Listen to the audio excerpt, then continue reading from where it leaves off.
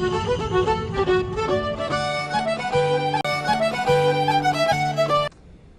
the question is, what is the customer experience? What is the brand experience that is differentiating you from your competition? So let's go back to the core reason why I asked you to take out your business card. Your behavior creates your brand. Your behavior determines what people say about you. What people say about you is your brand. You're working in a business where you've got good products, your competitors have got good products, but ultimately it may well come down to the relationship you've got with your customers. So what I would like you to do is to write down on the back of this business card, and then I'm going to ask you to take the business card and put it in with your driving license or with your credit cards. I would like you to write down the 3 words. I'm not going to ask you what they are. I would like you to write down the 3 words you would like your customers to say about you after you have left the meeting with them. Write down the 3 words you want your customers to say about you after you have left the meeting with them. I'll give you a minute to do it. But basically what you have written down there on that business card is your brand promise. Now, a brand promise does not mean that is what the customer sees as your brand. But if you can actually live those 3 words, you have a much better chance than of the customer actually seeing that this is your brand, and they will say those things about you.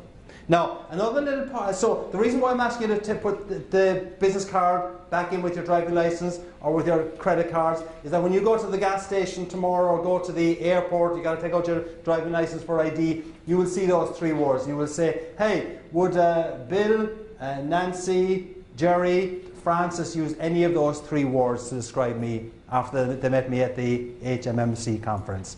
Or when you go to your clients next week, will they say those 3 words about me? Now, the power of this, if you really believe that those 3 words are important, right? The next time you are making a major sales pitch, take out that business card and ask yourself, all right, what do I want them to say about me after I finish the meeting? I want them to say that we're proactive, very good on follow-up, innovative, easy to work with, whatever words you want to use, right? Now, if you have that clear vision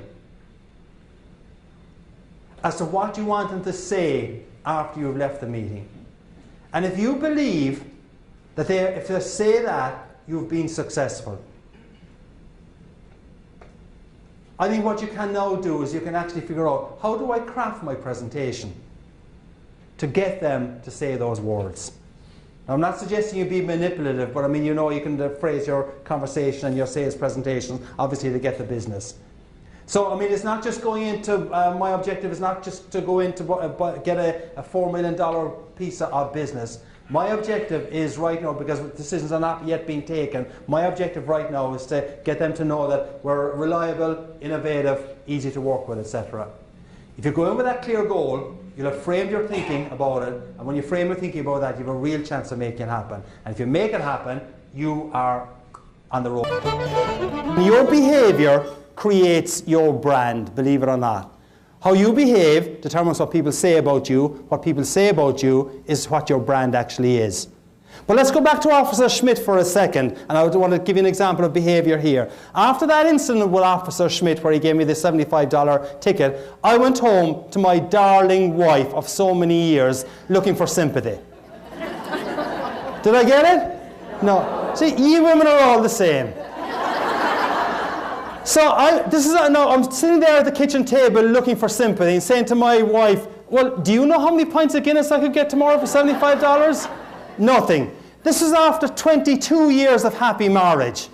Now we've been married 29. But after a couple of minutes, my wife comes over and she puts a piece of paper down on the kitchen table and she said, I gave you that insurance certificate about 4 weeks ago. I knew you wouldn't put it in the car. I looked up at her and I said, so it's your fault.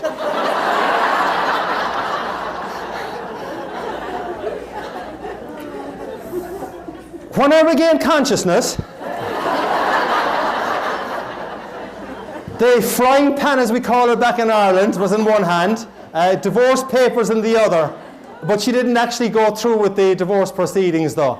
But to this day though, and you men in the audience I know will be able to help me on this, I cannot convince my wife that it was her behaviour that was at fault.